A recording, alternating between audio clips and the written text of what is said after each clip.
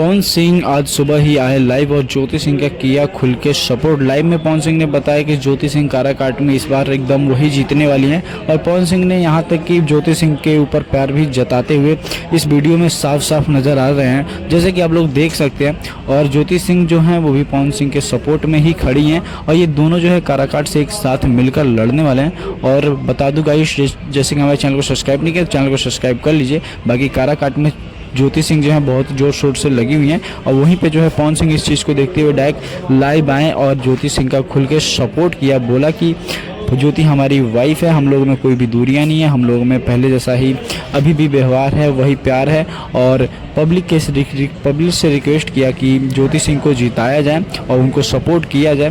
पवन सिंह का बहुत ही बड़ा ये जो है अपडेट रहा और ज्योति सिंह भी हैं ये सुनकर बहुत ही ज़्यादा खुश हुई। यहीं पे जो है ज्योति सिंह पब्लिक से भी मिलती हैं, बहुत ही ज़्यादा हिलमिल रख रही हैं इस टाइम, क्योंकि काराकाट में है उनको जीतना है और पब्लिक के साथ उनको खड़ा रहना है।